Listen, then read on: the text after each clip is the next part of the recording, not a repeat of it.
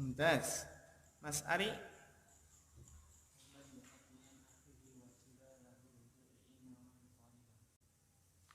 Ya, mumtaz. Bapak Edi?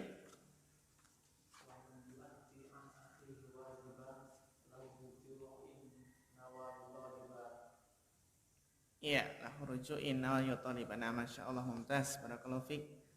Kemudian Bapak Yudi sampun? Nggih. Nggih. Lahu. Iya, mumtaz. Barakallahu fikum. Nabda ayuhal ikhwah. Bismillahirrahmanirrahim. Innal hamdalillah nahmaduhu wa nasta'inuhu wa nastaghfiruh wa na'udzu billahi min syururi anfusina wa min sayyiati a'malina. Man yahdihillahu fala mudhillalah wa man yudlil fala hadiyalah. Asyhadu an la ilaha illallah wahdahu la syarikalah wa asyhadu anna Muhammadan abduhu wa rasuluh. Allahumma salli wa sallim wa barik wa an'im ala abdika wa rasulika Muhammad wa ala alihi wa sahbihi wa man tabi'ahum bi ihsanin ila yaumiddin, amma ba'd.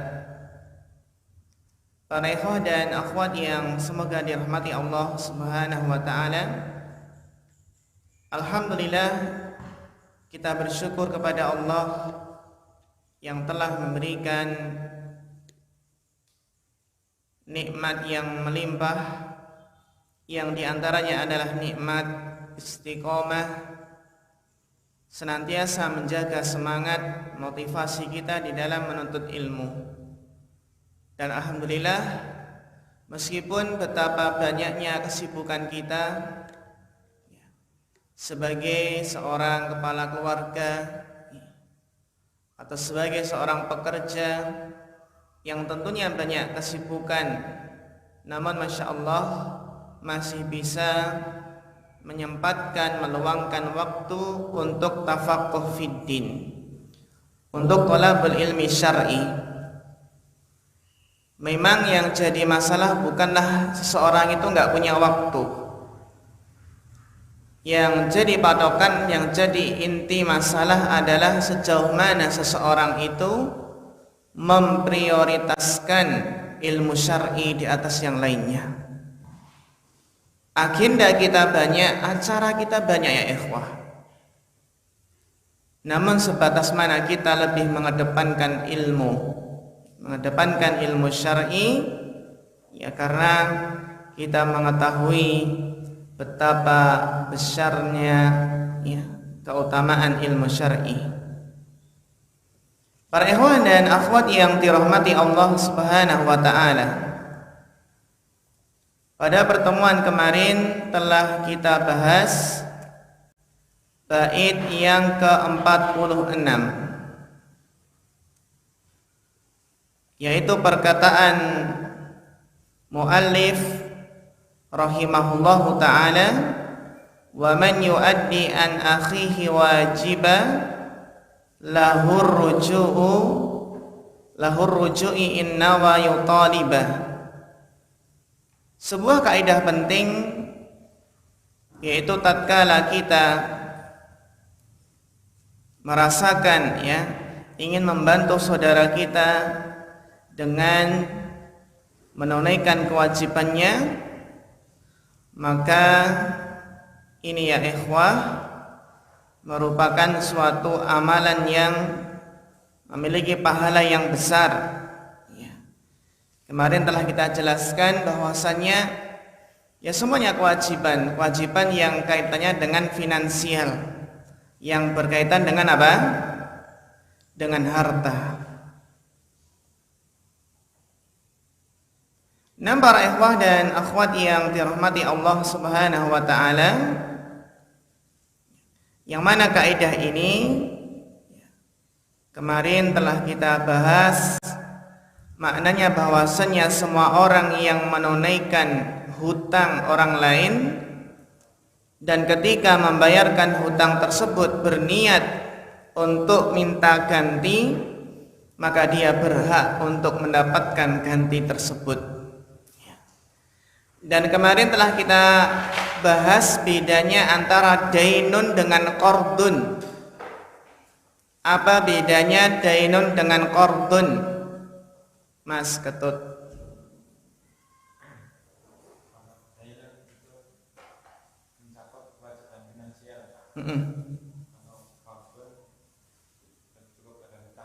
Iya, Masya Allah, mumtaz. Barakallahu fiik. Naam, sahih. Ya. Yang mana kemarin telah kita bahas perbedaan antara dainun dan qardun.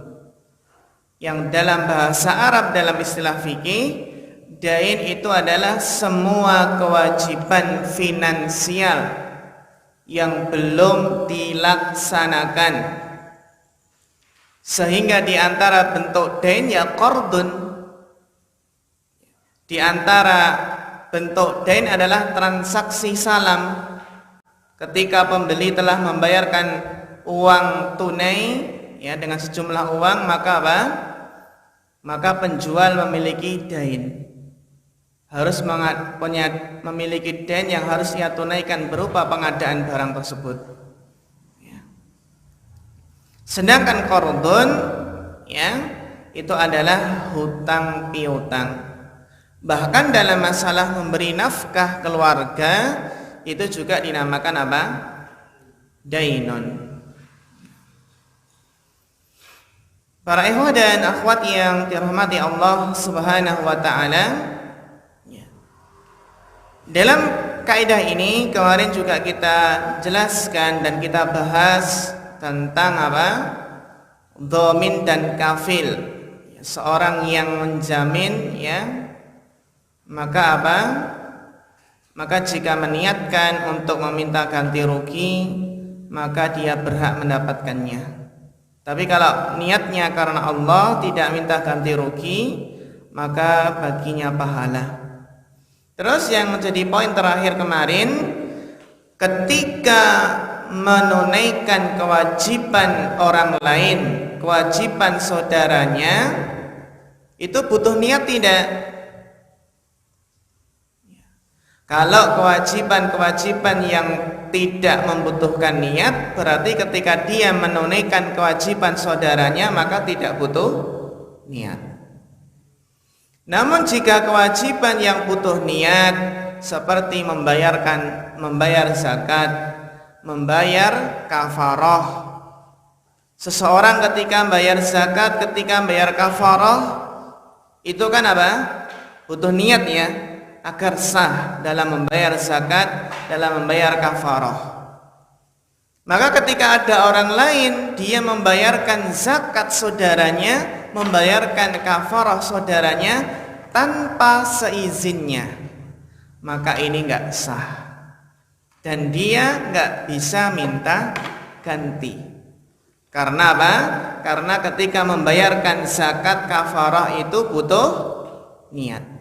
Jadi harus apa? Dengan seizin, sepengetahuan orang yang dibayarkan atau ditunaikan kewajibannya tersebut. Kita masuk kaidah yang terakhir dari kitab ini. Insya Allah berarti terakhir ya. Terakhir pembahasan kitab ini maksudnya. Ya. Habis ini nanti kita pindah kitab lagi berarti. Kaidah yang ke-47. Fa nuridu al-qari an yaqra Mas Ketut. Falyatafaddal mashkura.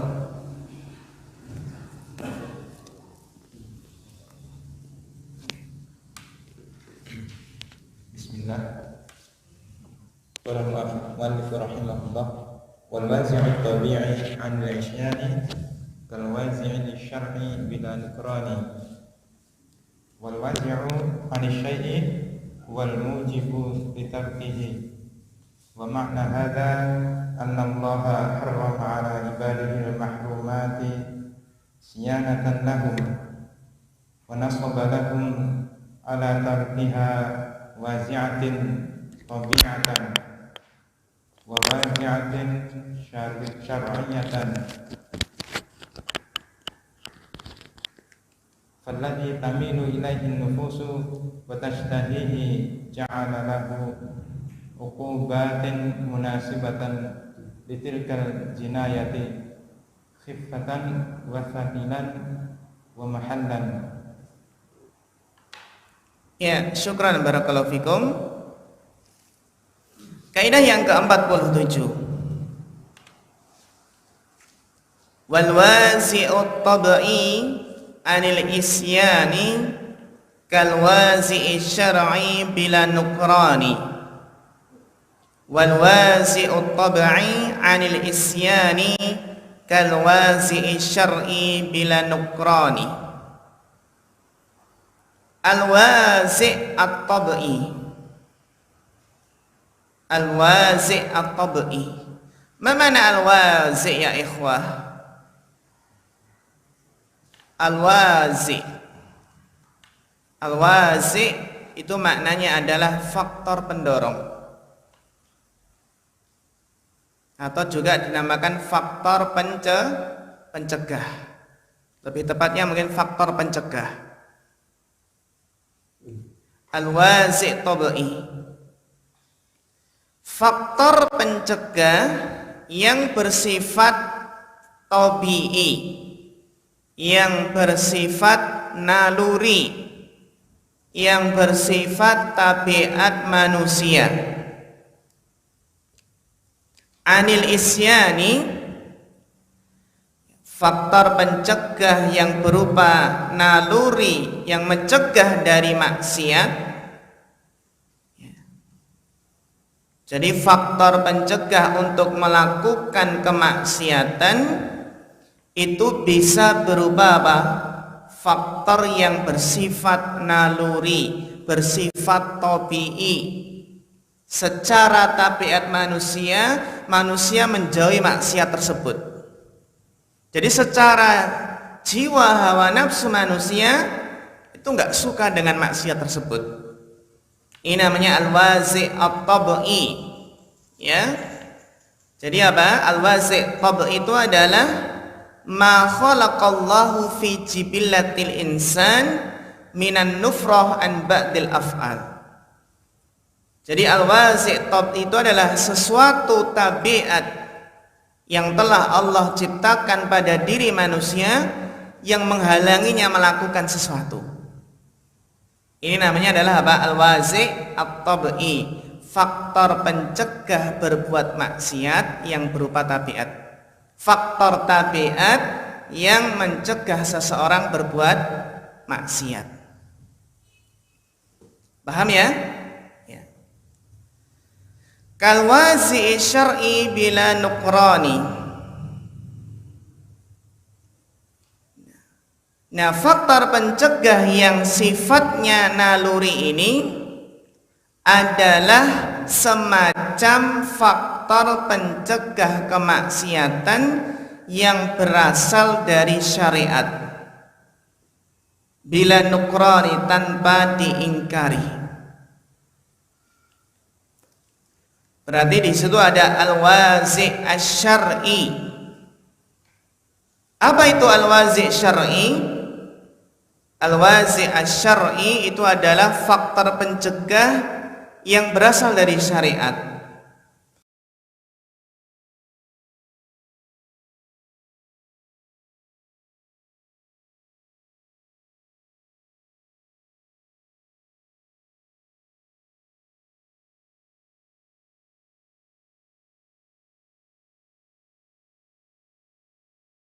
Yang berasal dari syariat.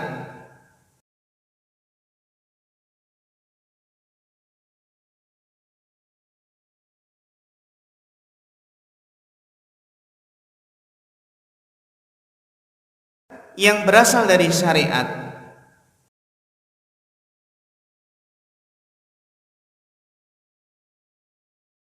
Yang berasal dari syariat.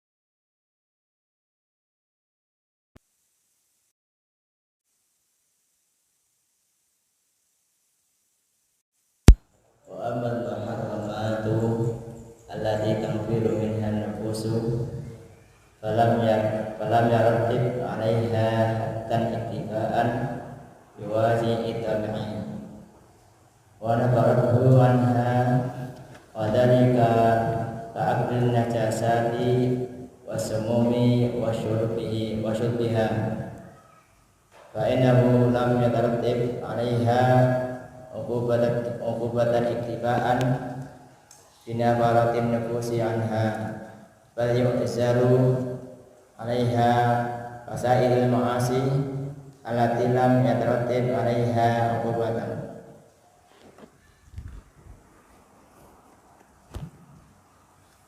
Iya, barakallahu fikum. Syukran ala husni al-qiraah.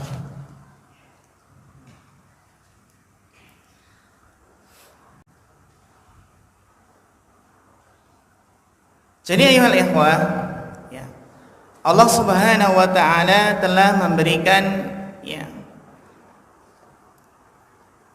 hal-hal yang bisa memelihara agama, jiwa, keturunan, akal dan harta seseorang.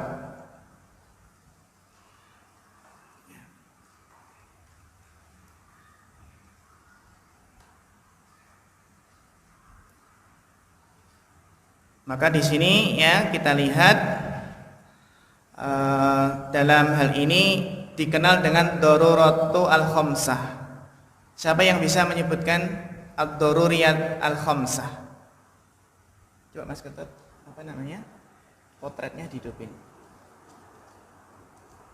Karena masih belum horizontal.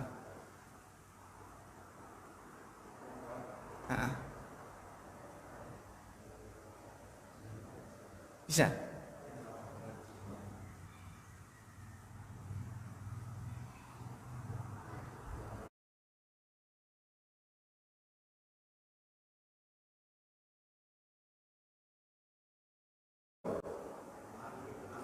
Hifdzu nafsi, ya bagus, hifdzu nafas. Terus hifdzu setelah nafas, sebelum nafas hifdzu apa dulu?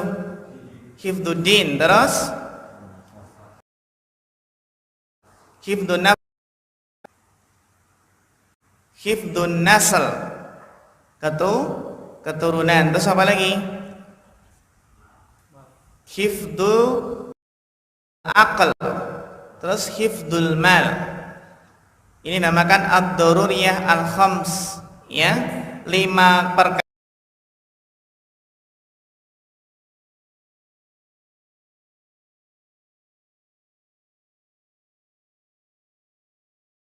ya, 5 perkara yang mendesak dalam kehidupan manusia. Hifdzud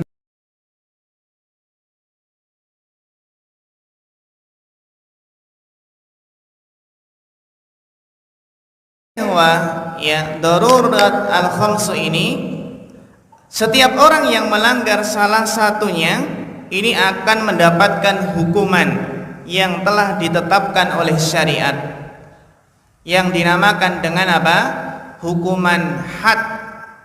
Sehingga di sana ada fikih hudud, ya. Dan adanya fikih hudud ini adalah salah satu di antara keistimewaan ajaran agama Islam, merupakan bentuk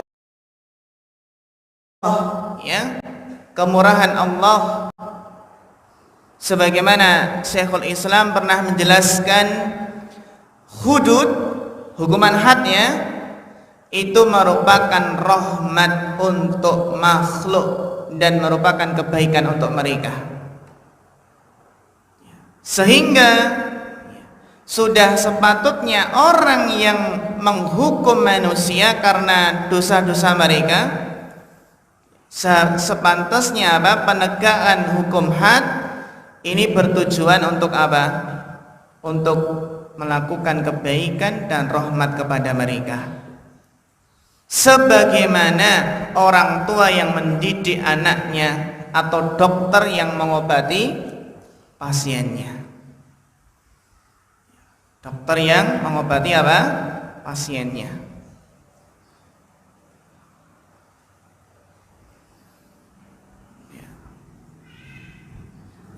Ayyuhal ikhwah wal akhwat yang dirahmati Allah Subhanahu wa taala. Maka hudud itu kan bahasa Arab ya, yang mufradnya apa?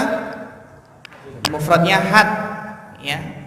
Yang had itu kan secara bahasa maknanya kan pembatas antara dua benda untuk mencegah ya bersatunya antara dua hal, ada hadnya, ada batasannya.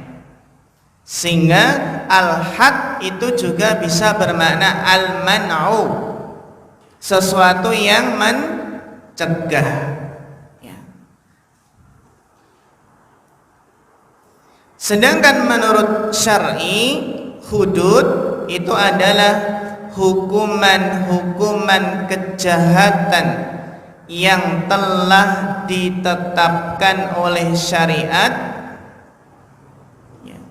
untuk mencegah terjerumusnya seseorang kepada kejahatan yang sama dan untuk menghapus dosa-dosanya. Jadi hukuman yang telah ditentukan oleh syariat. Hukuman had ada berapa ikhwah? Ada berapa?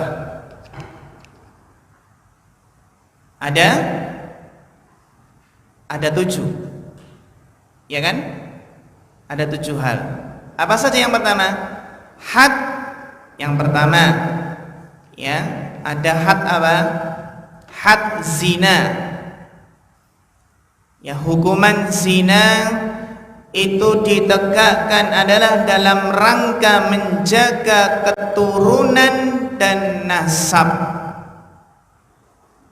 Adanya hukum cambuk atau hukum rajam ini ditegakkan untuk menjaga keturunan dan nasab.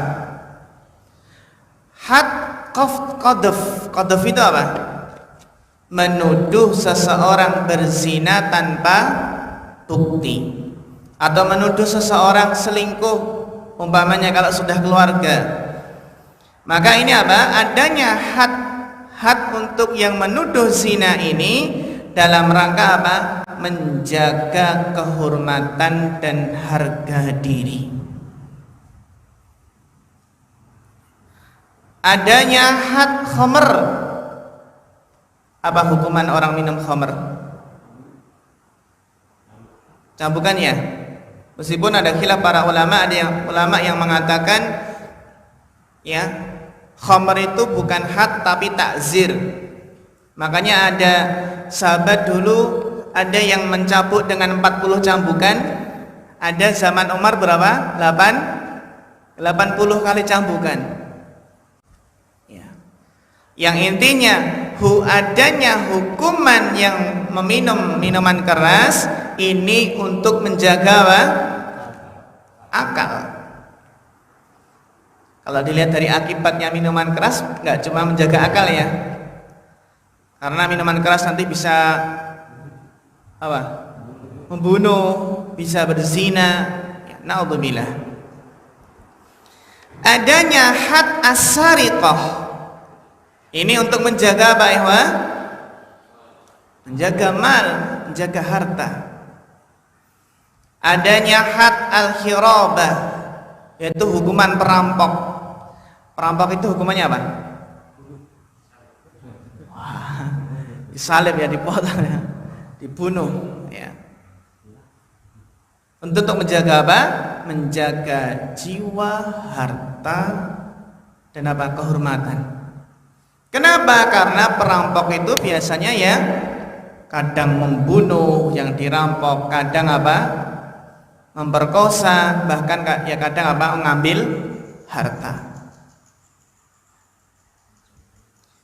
Had al-baghi, hukuman pembangkang ya, yang memberontak. Berarti itu apa? Menjaga agama dan jiwa. Agama dan jiwa. Ada lagi had ar-riddah. Had hukuman apa? Orang yang murtad. Itu untuk menjaga apa? Agama. Kalau nggak ada had-hadnya ini, maka ada istilah yang namanya takzir. Itu ya, hukuman apa? Hukuman ta'zir.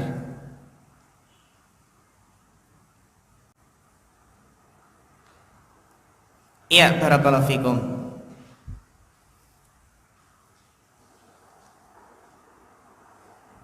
Ya. Kita lanjutkan di sini, wa ammal muharramatu allati tanfiru minhan nufus. Adapun perkara-perkara yang haram yang jiwa itu lari darinya, falam yurattib 'alaiha haddan iktifaan biwazi'it tab'i. Ini ya ikhwah wal akhwat ya. Adapun perkara-perkara haram yang jiwa itu sudah menolaknya, gitu, tabiat menolaknya, maka syariat tidak memberikan hukuman had untuk perbuatan-perbuatan haram tersebut ya. Sehingga apa ya, tidak ada hukuman had karena sudah cukup dengan faktor pencegah yang bersifat tabi'i, yang bersifat naluri.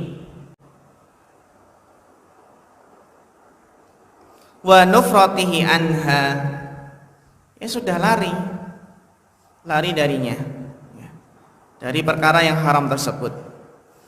Seperti apa ya ikhwah tabiat itu lari, nggak suka ya? Wa dzalika ka'aklin najasat. Hal itu misalnya seperti apa? Makan najis, makan kotoran, wassumun, dan apa? Racun, wasyurbiha, makan racun atau minum racun. Fa innahu lam yurattib 'alaiha uqubatan iktifaan binufratin nufusi anha. Coba iktifaan ini kenapa nasab? Iktifaan kenapa nasab Bapak Hashim?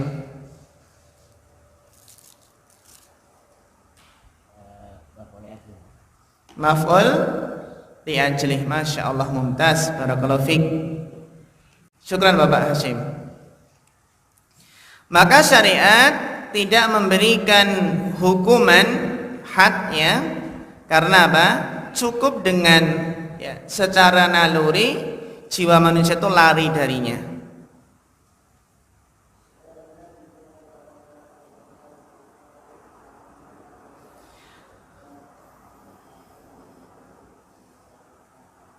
Bal yu'zar 'alaiha, tetapi apa ikhwah?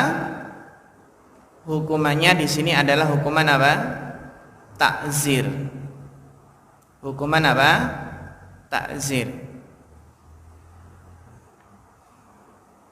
Ini ya, hukuman ta'zir. Jika apa? Jika ternyata ya tabiat ini tidak berperan. Jadi kalau wazi' tabi'i tidak berperan, maka apa? Maka dan di syariat tidak ada hukuman paten, maka bisa ditakzir.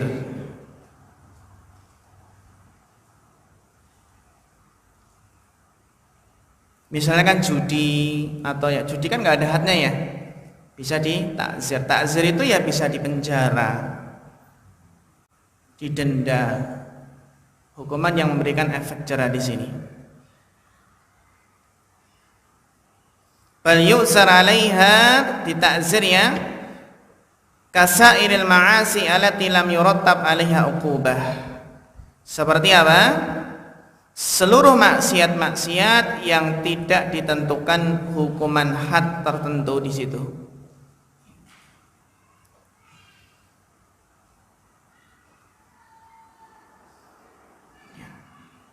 Maka ini ikhwah ya, bedanya antara al-wazi' at-tabai dan al-wazi' asyar'i.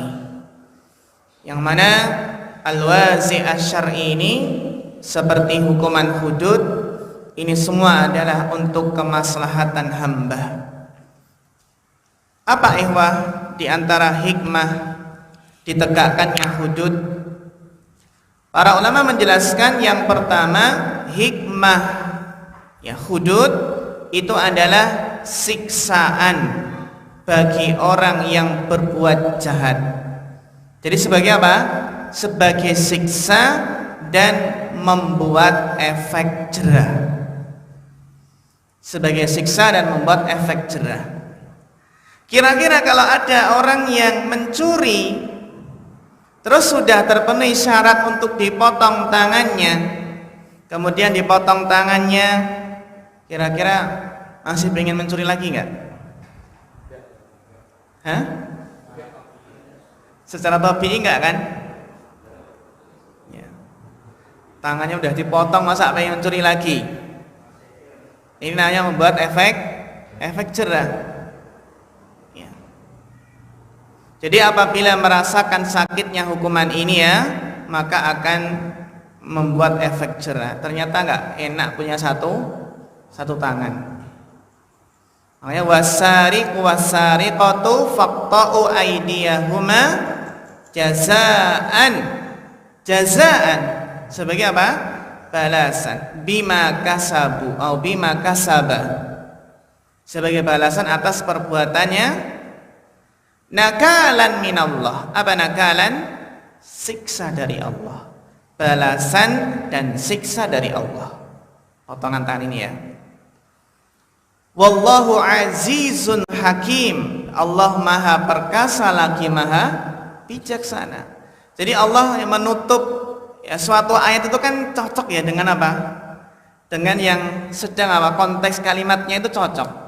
Potong tangan ya. Wallahu azizun hakim. Allah maha perkasa dan Allah maha bijaksana.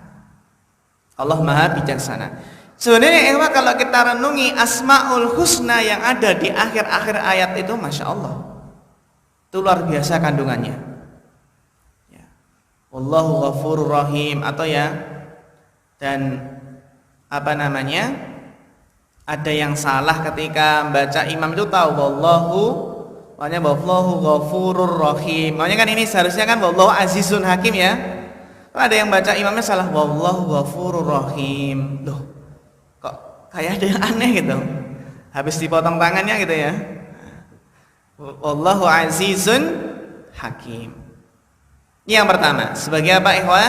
Sebagai ya hukuman siksa dan membuat efek jerah. Berikutnya ya tadi, yang kedua, mencegah orang lain agar tidak terjerumus ke dalam kemaksiatan yang sama. Jadi mencegah orang lain agar tidak terjerumus ke dalam kemaksiatan. Sehingga Allah Subhanahu wa taala memerintahkan untuk mengumumkan had dan dilakukan di hadapan manusia, di hadapan masyarakat, untuk memberikan efek jerah ya kepada ya masyarakat, mencegah mereka agar tidak terjerumus.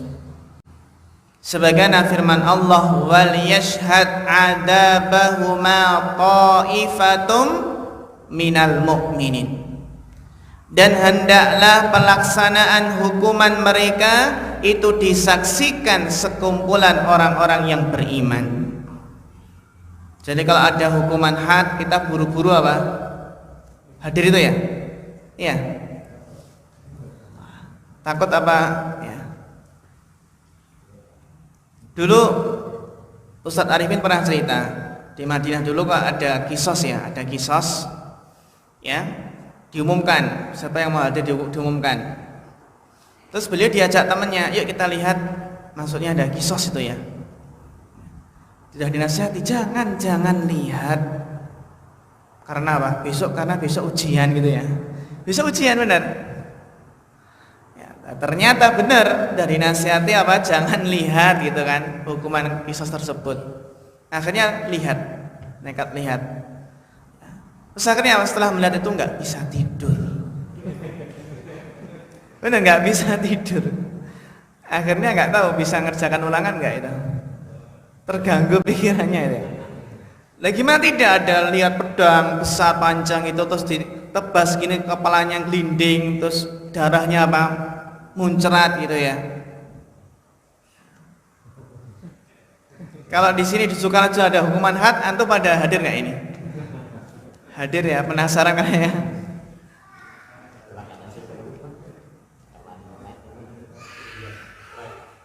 Ya, sehingga kata Syekh Utsaimin ya intinya hukuman hikmah hudud ini membuat jera pelaku agar tidak mengulangi dan mencegah orang lain agar tidak terjerumus ke dalam kemaksiatan tersebut. Hikmah yang ketiga bahwasanya hudud ini adalah penghapus dosa dan pensucian jiwa pelaku kejahatan tersebut. Penghapus dosa dan pensucian jiwa pelaku kejahatan tersebut.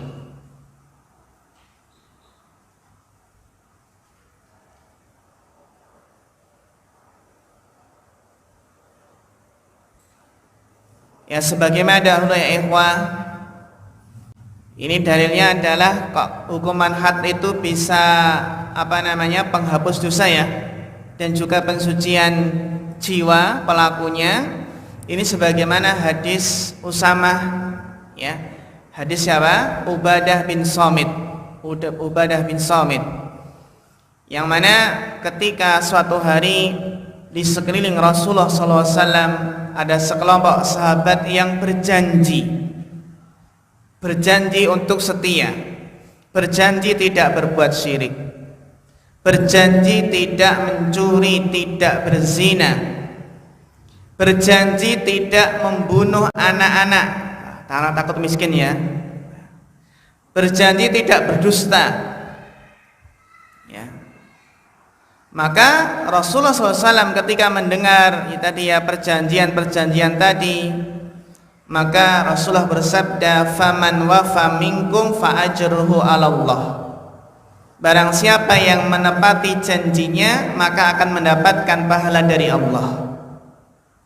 Wa man asaba min dalika syai'an, dan barang siapa yang mengerjakannya, membunuh atau berzina tadi ya, fa'uqiba fid dunya, terus dihukum di dunia, fahuwa kafaratun lah, maka itu adalah sebagai kafarah.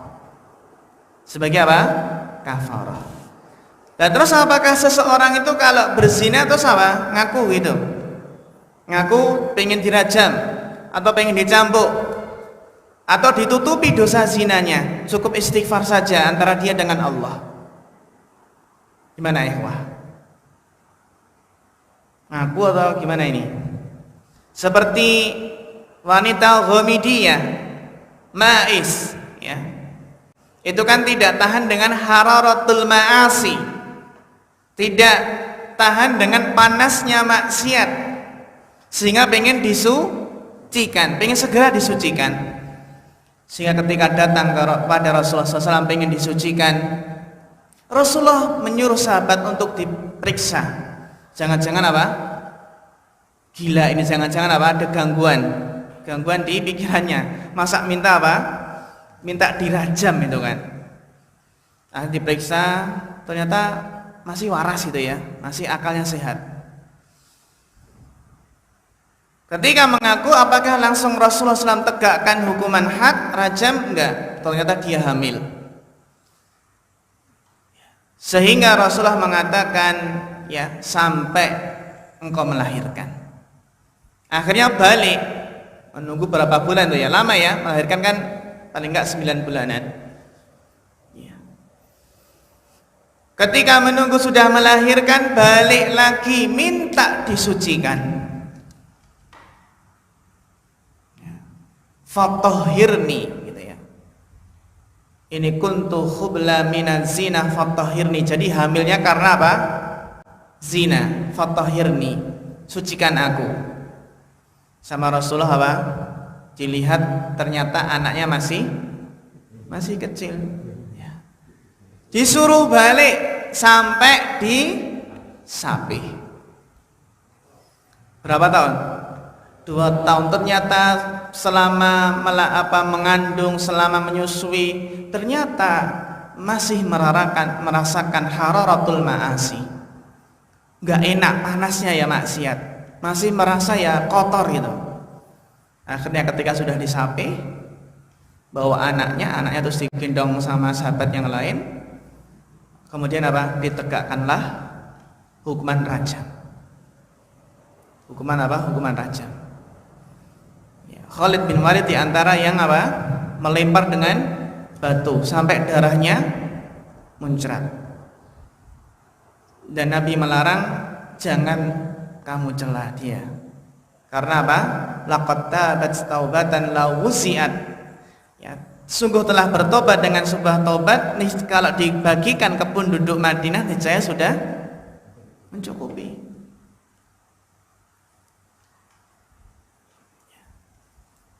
Kalau kita apa?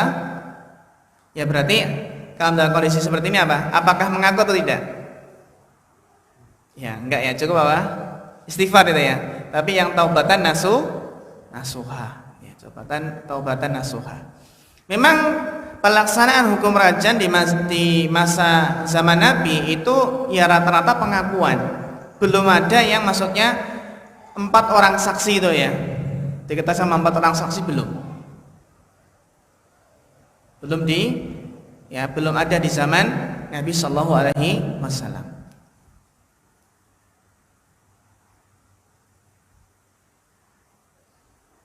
Jadi apa ikhwas? Sebagai kafarah.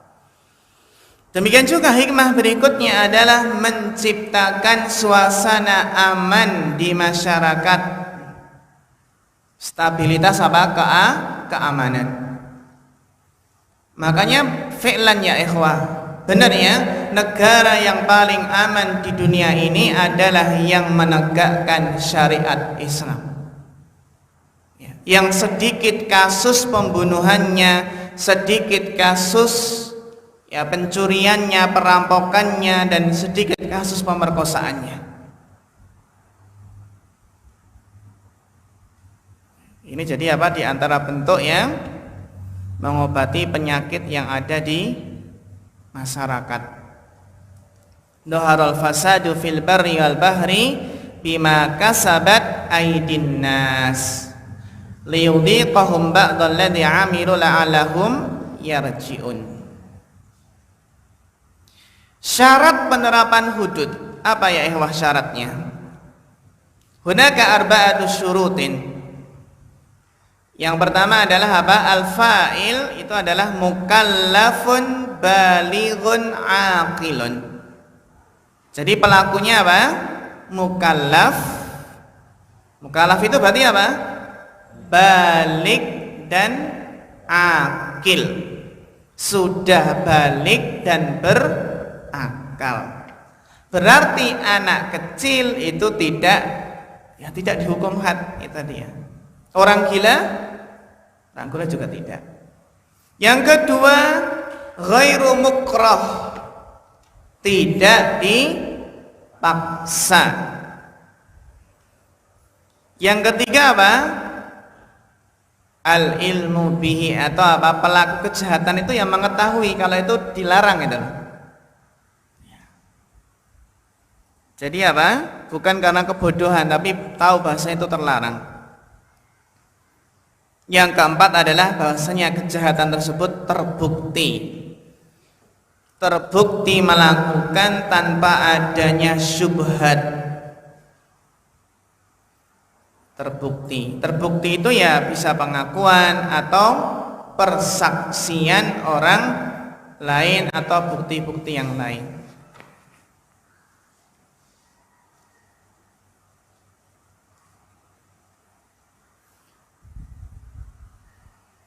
Lalu bagaimana hukum menegakkan had?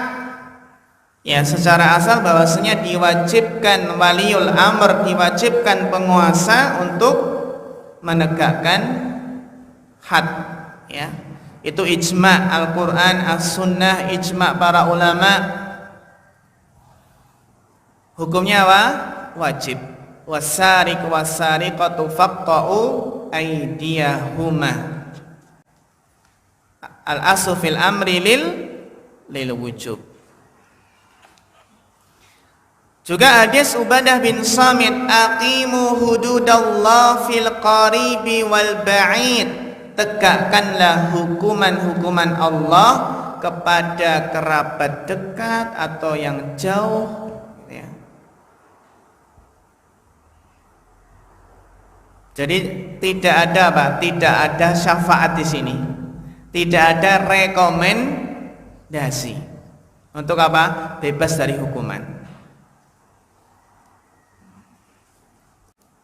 Berarti kalau perkara pencurian atau pembunuhan, ya, apabila perkaranya telah masuk ke pemerintah, maka apa? Telah masuk ke meja hijau. Apa meja hijau? Pengadilan, maka nggak boleh ada rekomendasi. Fatimah saja kalau mencuri niscaya apa? Nabi akan memotong tangannya. Oke?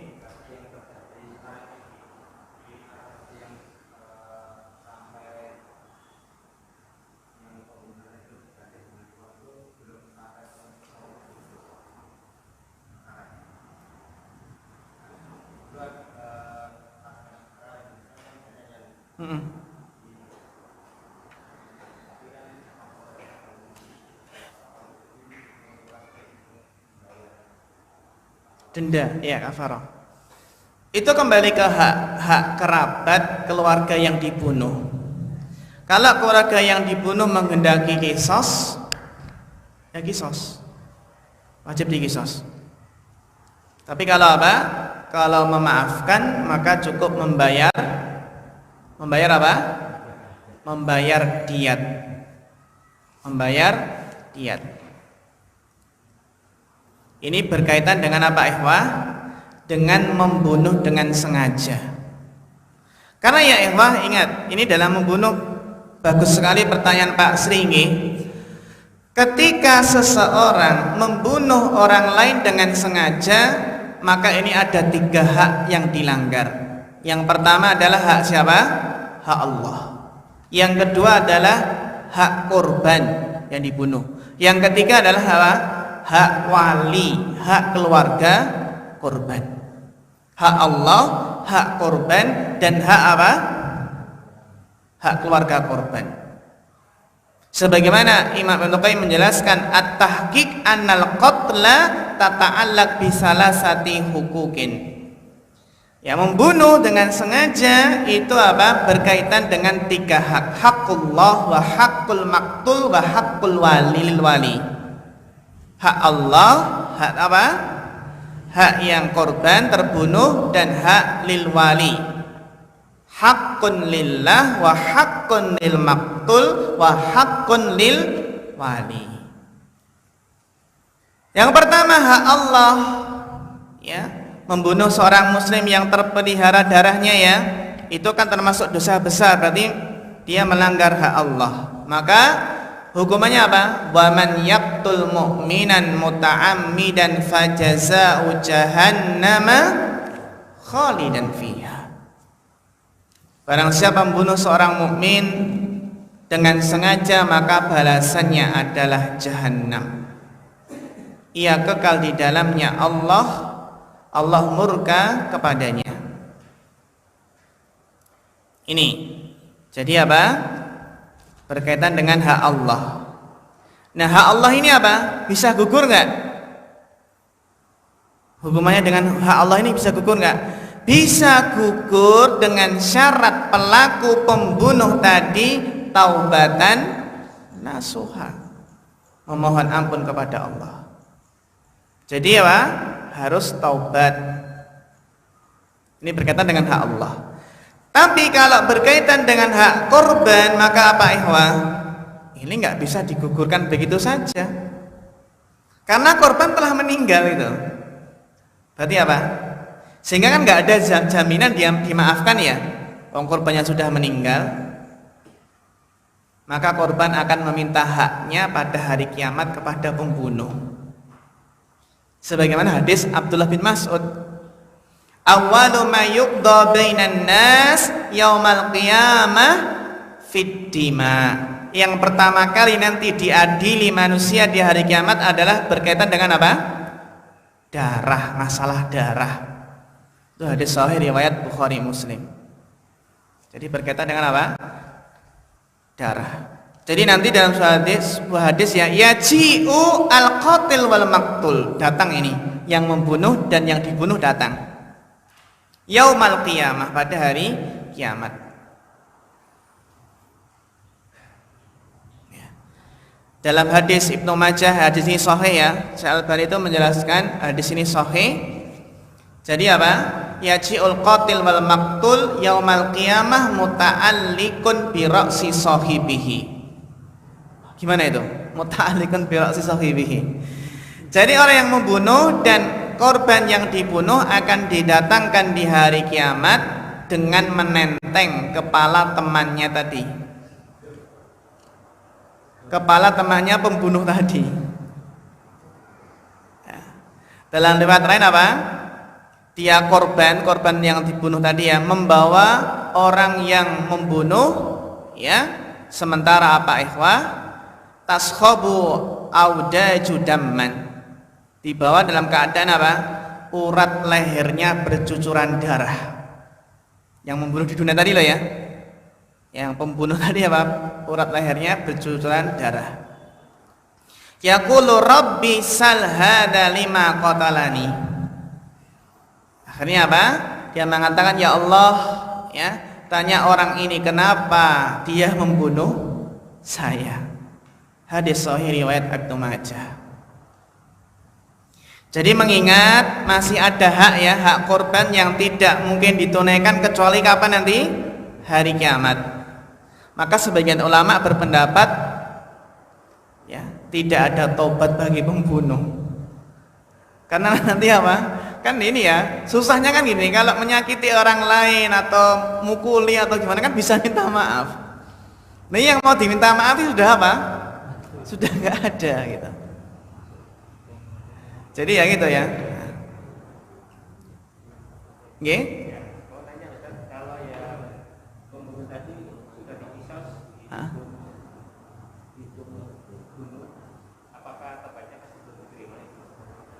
Nggih, itu termasuk tadi di antara hikmah hudud nggih, qisas untuk apa? Kafarah, pensucian. Adapun nanti di hari kiamat ya nanti ya tergantung bagaimana nanti ya Allah mengadili antara yang dibunuh dengan pembunuh dengan yang dibunuh.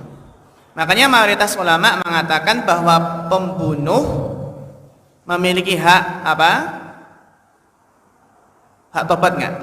Yang rajih ya, pertanyaan bagus dari Pak Julianta tadi nggih.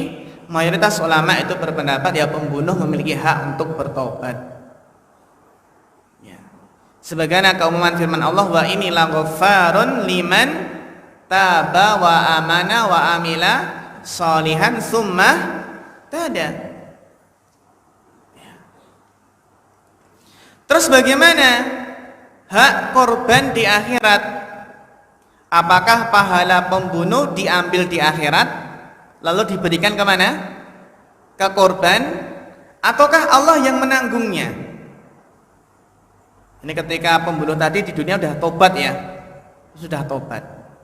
Maka Imam Ibnu Qayyim menjelaskan, faida aslamal qatil nafsahu tau'an ilal wali, apabila pembunuh menyerahkan diri kepada wali korban, dia menyesal, takut kepada Allah, betul-betul bertobat kepada Allah, maka hak Allah menjadi gugur dengan apa?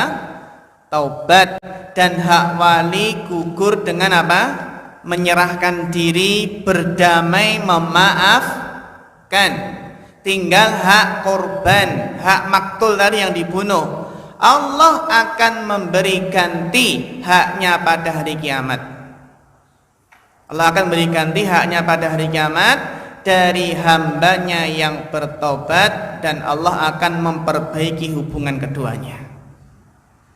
Allah akan memperbaiki apa? Hubungan keduanya. Ini dinukil dari Hasyiah Ar-Raudhatul Murbi. Jadi nanti ya kalau udah bertobat di dunia, nanti berarti apa? Allah akan memperbaiki apa? Hubungan antara qatil dan maqtul di akhirat. Ya. Terus hak wali korban ini hak ahli waris ya. Maka apa? Hak wali, hak keluarga korban ketika membunuh sengaja punya 3 hak. Yang pertama apa? Qisas. Nyawa balas nyawa. Ya ayyuhalladzina amanu kutiba alaikumul qisasu fil qatla. Gitu ya. Qisas. Pilihan yang kedua apa? Ya sudah. Dimaafkan enggak diqisas. Turun berarti apa? Membayar diat. Membayar apa? Diat. Kalau kasus pembunuhan kan ada 2 diat ya, diat yang mukhaffafah dan diat mughaladhah. Kalau mukhaffafah ini kan diat ringan. Diat ringan yang pembunuhannya tidak disengaja atau semi sengaja. Kalau mughaladhah berarti pembunuhan dengan apa? Sengaja. Jadi ini ya, ada apa? Ada diatnya. Diatnya berapa ikhwah? 100 ekor unta, Masya Allah. 100 ekor apa? Unta. 30 hiqah ya, 30 jad'ah dan 40 apa? 40 unta induk yang sudah pernah beranak satu atau sedang hamil. 30 hiqah ya, terus 30 jad'ah, terus ya udah tadi sudah indukan tadi. Yang ketiga apa? Kalau keluarga memberi ampunan tanpa bayaran diat tadi. Masya Allah. Jadi ya qisasnya digugurkan, diatnya juga digugurkan. Faman tasaddaqa bihi fahuwa kafaratullah. Kalau sudah membayar diat apa wajib membayar kafarah ya ikhwah? Ini membayar kafarah ini kan ketika apa? Ya. Ketika apa? Membunuh tidak disengaja. Membunuh tidak disengaja. Seperti nabrak itu ya. Nabrak itu kan termasuk membunuh tidak disengaja. Ini namanya al-khata'. Maka kalau enggak sengaja ya tidak ada qisas, tapi membayar apa? Diat. Fin nafsi mi'atun minal ibil. Satu nyawa itu ada berapa? 100 ekor unta. Ya. Dan juga adanya kewajiban membayar kafarah. Apa itu ikhwah? Memerdekakan budak. Kalau nggak ada berarti apa? Berpuasa 2 bulan berturut-turut. Famalam yajid fasiyamu syahraini mutatabi'aini taubatan minallah. Ada kafarahnya juga ya, diat dan juga kafarah. Ya, dilanjutkan terakhir sebagai penutup untuk kaidah kita. Bapak Edi, tafadhal.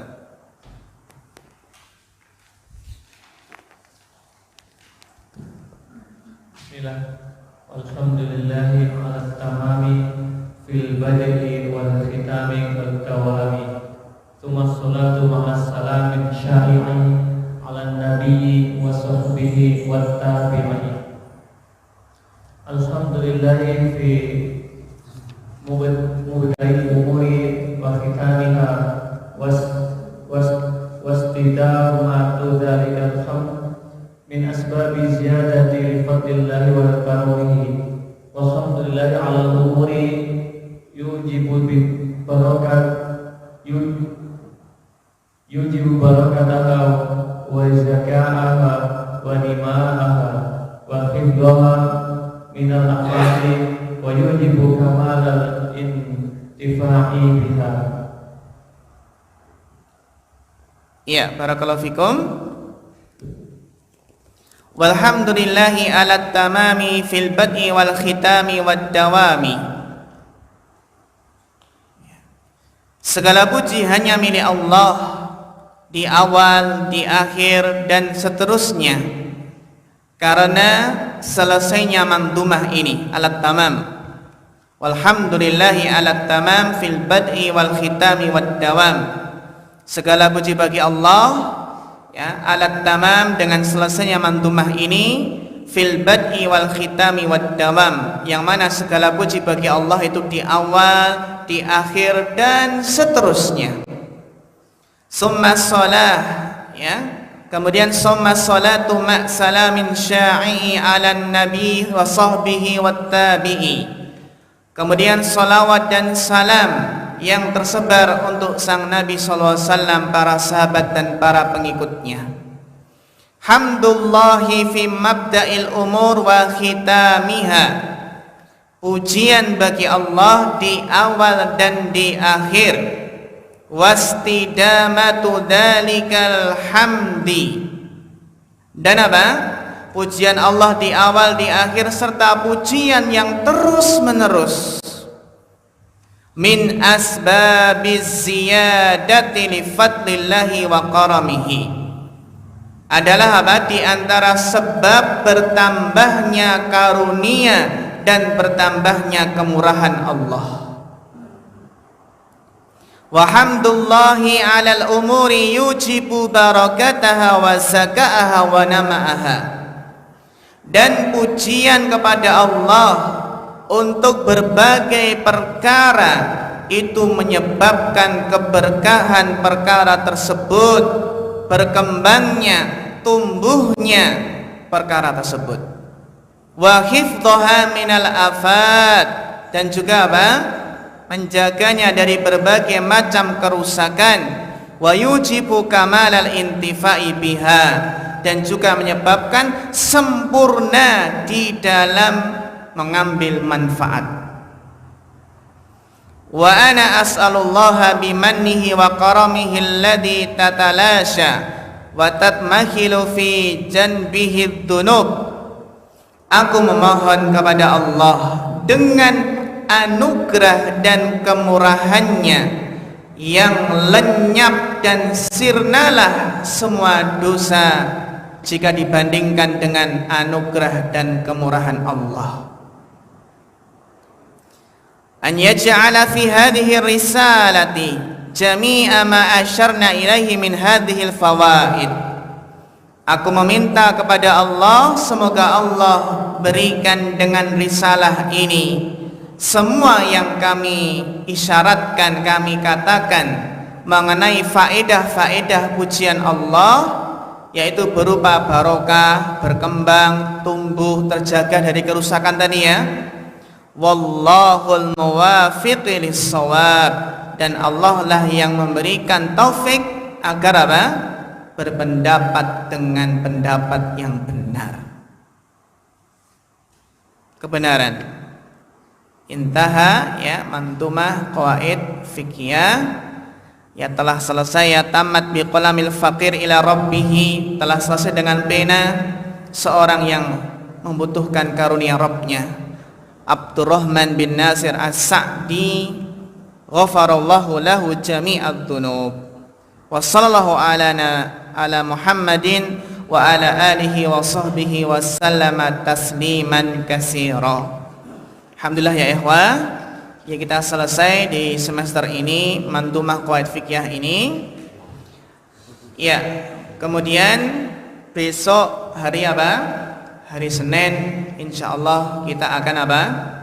Akan memakai kitab yang lainnya dengan info nanti menyusul. Ya. Dan juga apa? Jangan lupa ikhwah dihafalkan apa mantumahnya. Ya, nanti insyaallah manfaatnya besar mantumah ini jika kita menghafalnya, dan pasti mantumah itu ya nanti akan diujikan ketika semesteran. Gak terasa, ya, udah selesai. Mudah-mudahan kita bisa mengambil manfaat dari kaidah fikih ini. Ya, kita tahu gambaran secara global gitu, ya, secara umum seperti ini qawaid fikih. Tinggal kita mengembangkan, tinggal kita apa? Mendalami lagi, terutama al-qawaid al-khamsah kubra. Jadi apa? Kaidah yang 5 besar itu. Kaidah yang 5 yang besar ini kan memiliki beberapa cabang yang banyak.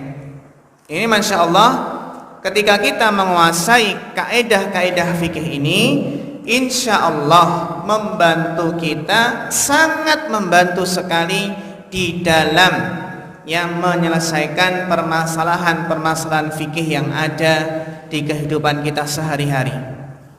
Ketika muncul suatu masalah, ada enggak kaitannya dengan kaidah fikih yang kita pelajari? Kalau ada, ini masuk kaidah ini, al-yakin la yazulu bisyak, gitu ya. Atau masuk ke kaidah ini, al-aslu fil asya'i at-taharah atau al-ibahah. Maka apa? Bisa dikembalikan ke kaidah ini. Demikian para ikhwah dan akhwat yang semoga dirahmati Allah. Kita lanjutkan pada pertemuan berikutnya. Insya Allah nanti infonya menyusul, ya.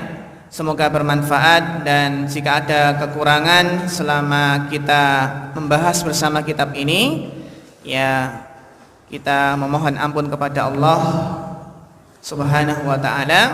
Naktafi huna ya ikhwah wal akhwat, fa akhirul kalam, wassalamualaikum warahmatullahi wabarakatuh.